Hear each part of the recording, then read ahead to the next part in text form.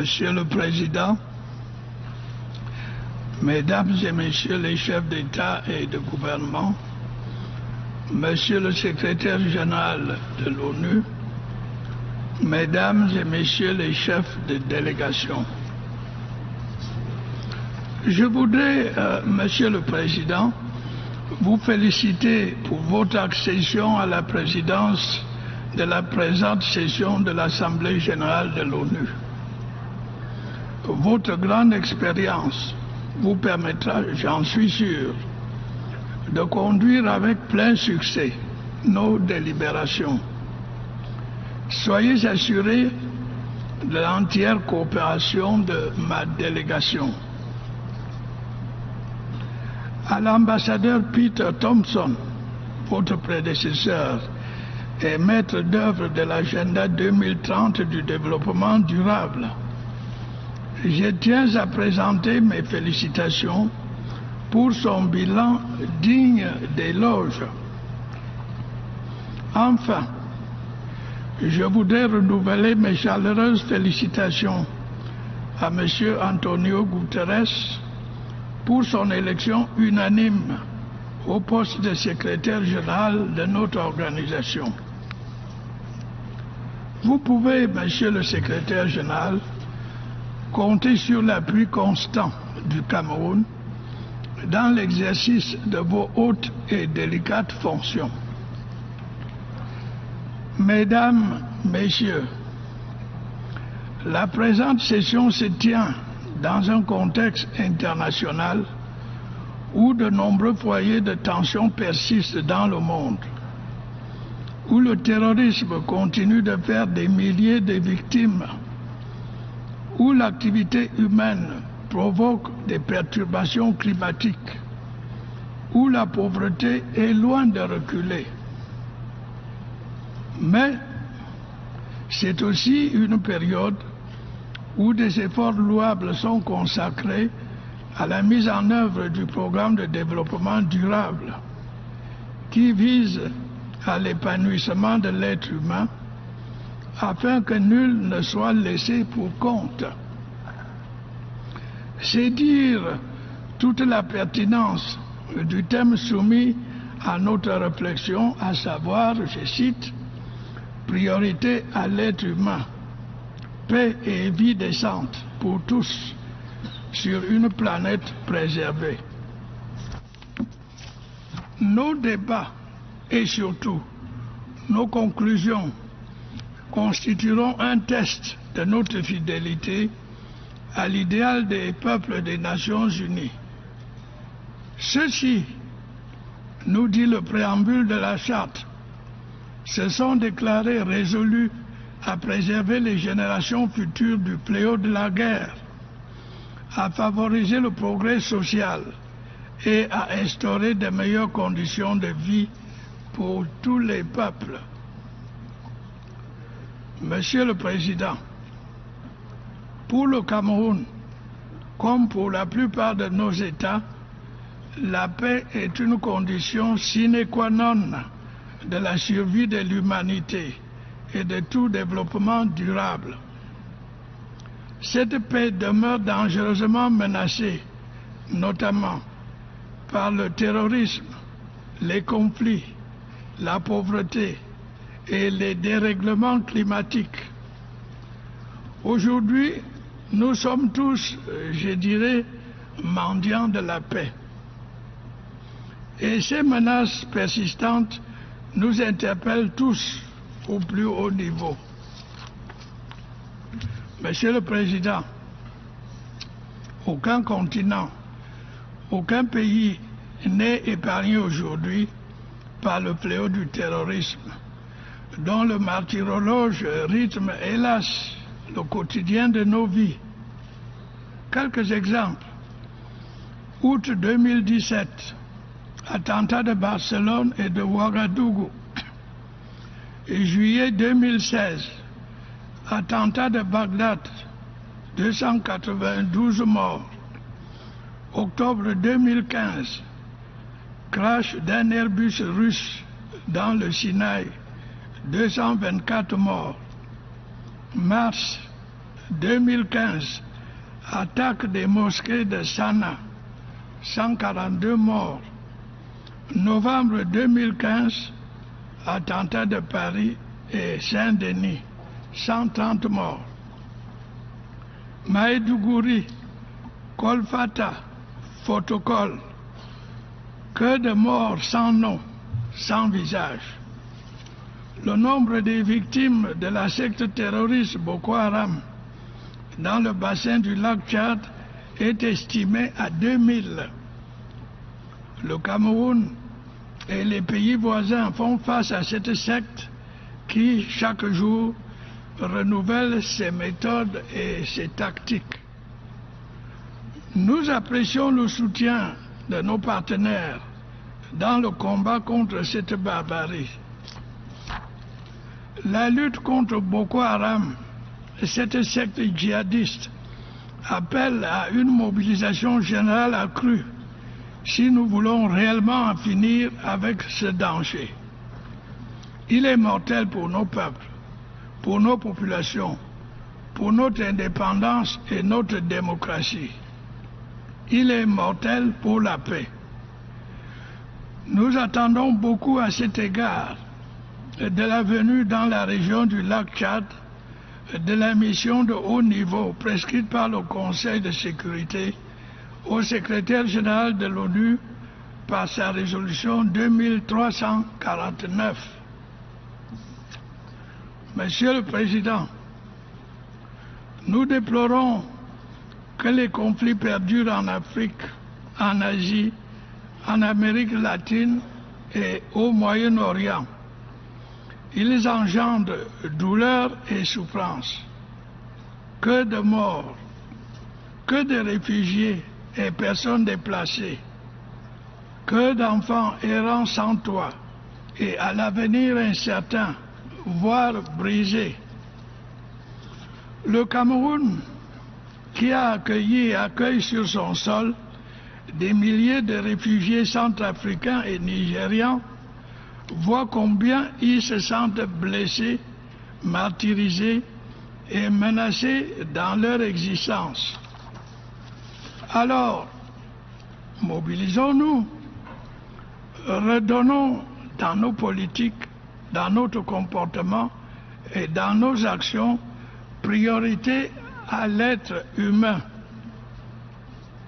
Mesdames, Messieurs, menacés par le terrorisme et autres conflits, la paix l'est aussi par la persistance de la pauvreté.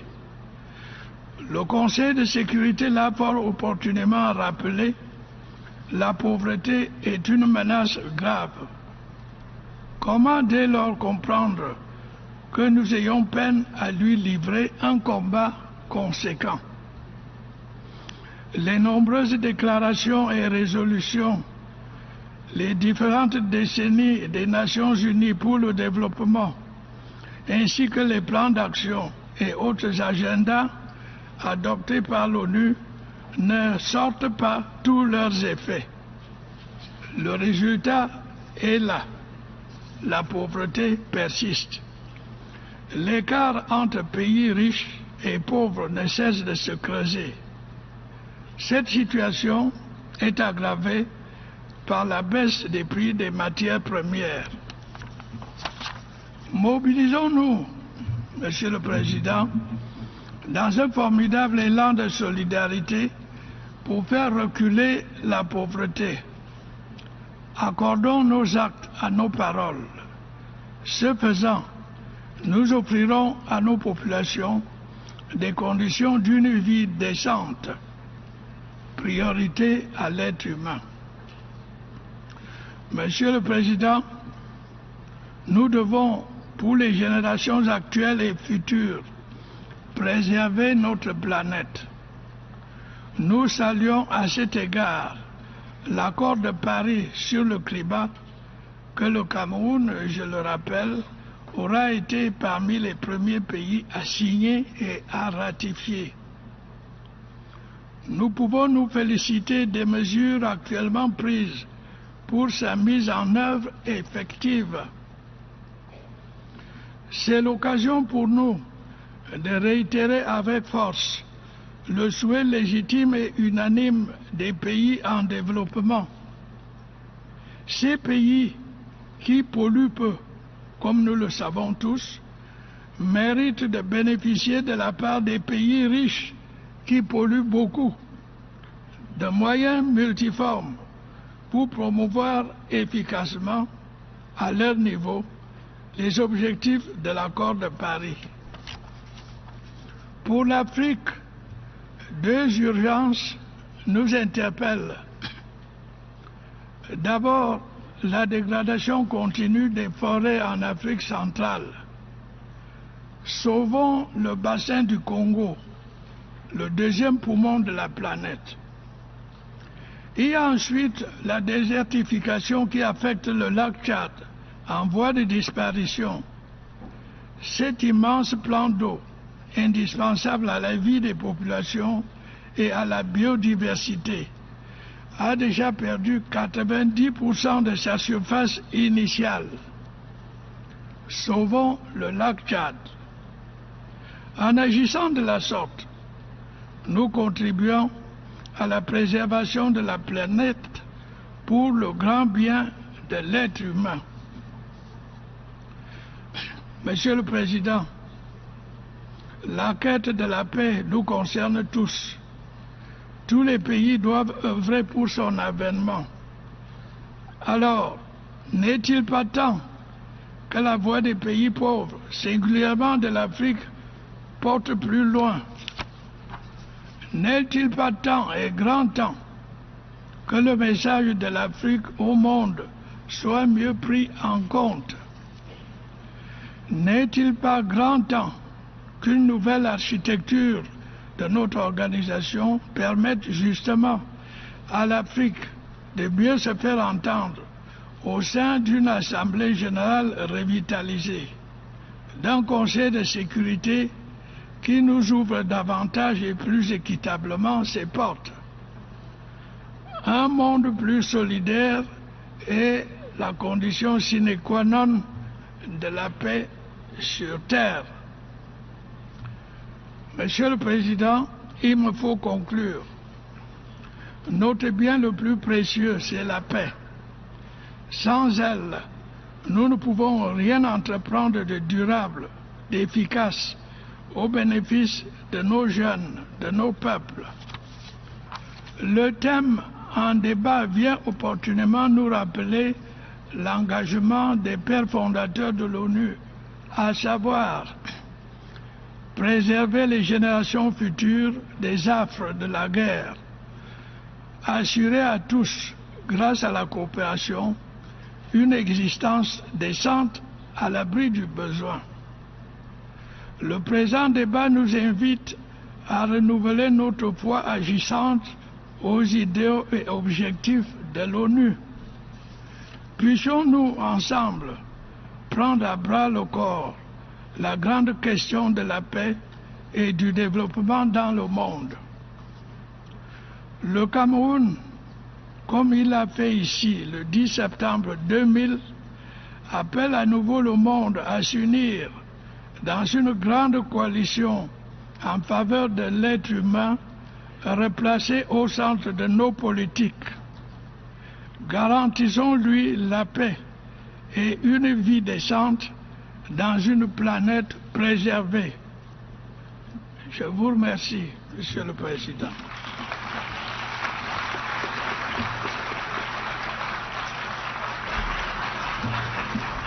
On behalf of the General Assembly, au nom de l'Assemblée générale, je tiens à remercier le président de la République du Cameroun de l'allocution qu'il vient de prononcer. Je demande aux représentants de bien vouloir rester assis pendant que nous prenons congé du président.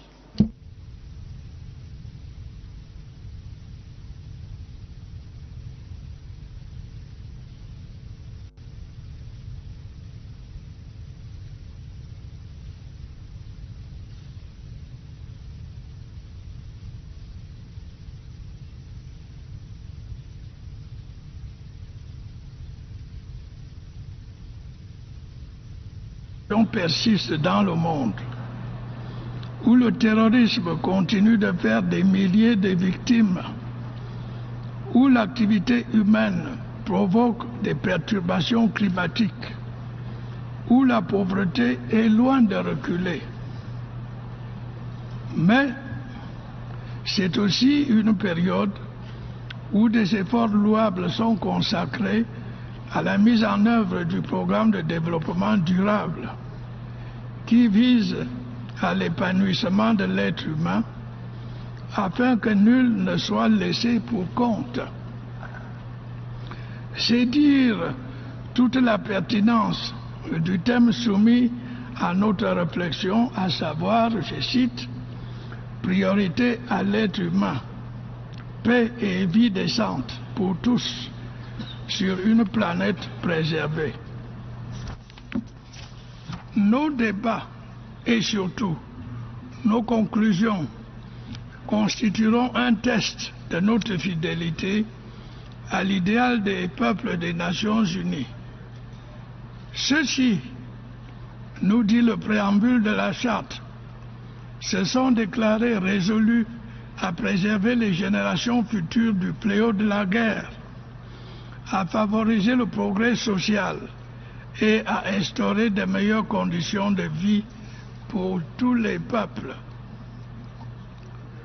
Monsieur le Président, pour le Cameroun, comme pour la plupart de nos États, la paix est une condition sine qua non de la survie de l'humanité et de tout développement durable. Cette paix demeure dangereusement menacée, notamment par le terrorisme, les conflits, la pauvreté et les dérèglements qu'une mobilisation générale accrue si nous voulons réellement en finir avec ce danger. Il est mortel pour nos peuples, pour nos populations, pour notre indépendance et notre démocratie. Il est mortel pour la paix. Nous attendons beaucoup à cet égard de la venue dans la région du lac Tchad de la mission de haut niveau prescrite par le Conseil de sécurité au secrétaire général de l'ONU par sa résolution 2349. Monsieur le Président, nous déplorons que les conflits perdurent en Afrique, en Asie, en Amérique latine et au Moyen-Orient. Ils engendrent douleur et souffrance. Que de morts, que de réfugiés et personnes déplacées, que d'enfants errant sans toit et à l'avenir incertain, voire brisés. Le Cameroun, qui a accueilli et accueille sur son sol des milliers de réfugiés centrafricains et nigérians, voit combien ils se sentent blessés, martyrisés et menacés dans leur existence. Alors, mobilisons-nous, redonnons dans nos politiques, dans notre comportement et dans nos actions priorité à l'être humain. Mesdames, Messieurs, menacés par le terrorisme et autres conflits, la paix l'est aussi par la persistance de la pauvreté. Le Conseil de sécurité l'a fort opportunément rappelé, la pauvreté est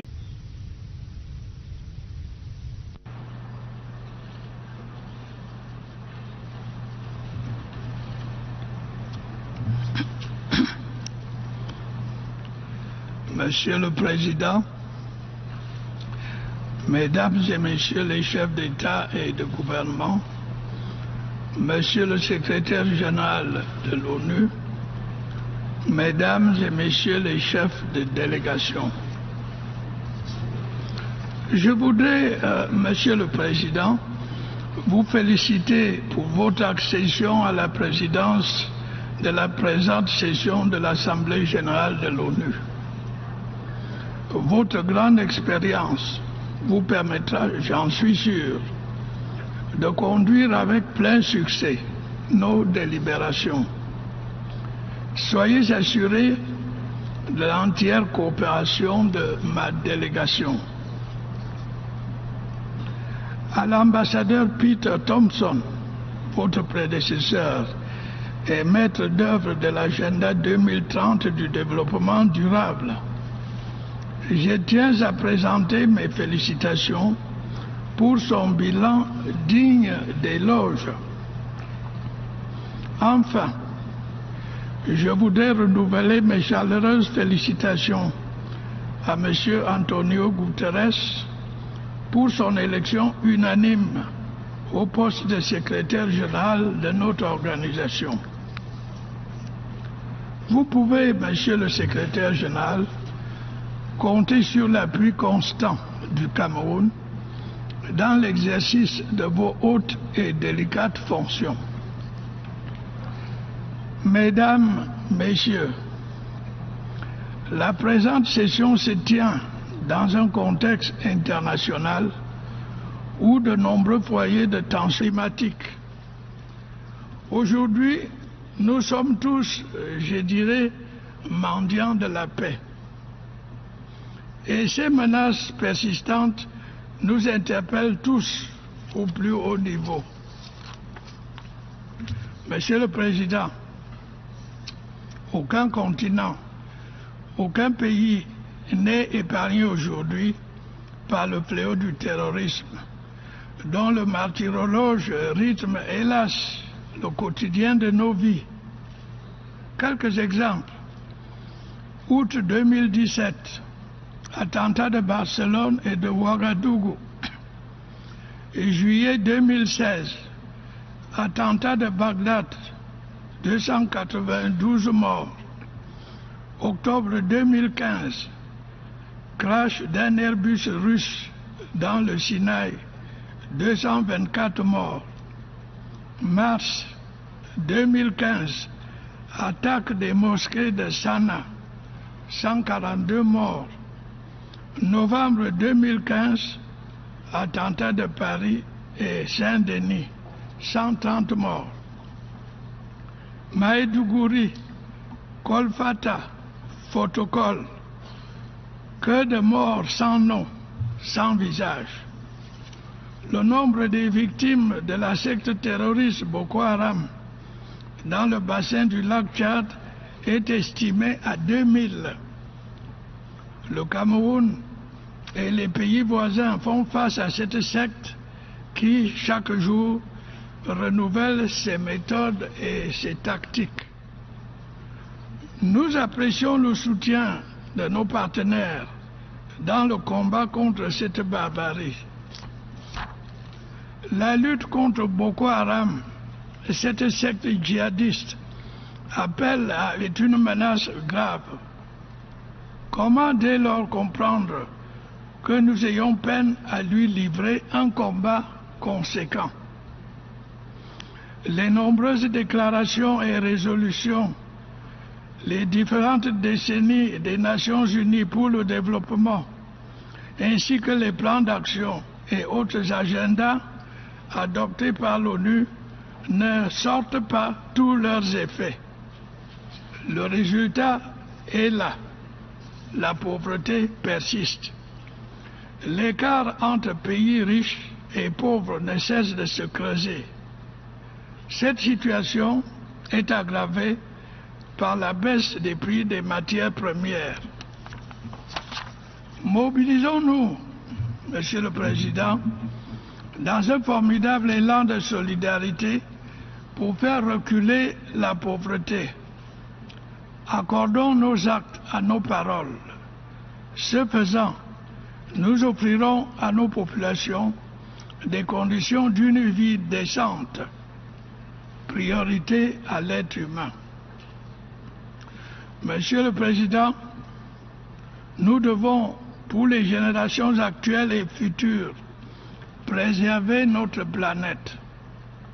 Nous saluons à cet égard l'accord de Paris sur le climat que le Cameroun, je le rappelle, aura été parmi les premiers pays à signer et à ratifier. Nous pouvons nous féliciter des mesures actuellement prises pour sa mise en œuvre effective. C'est l'occasion pour nous de réitérer avec force le souhait légitime et unanime des pays en développement. Ces pays qui polluent peu, comme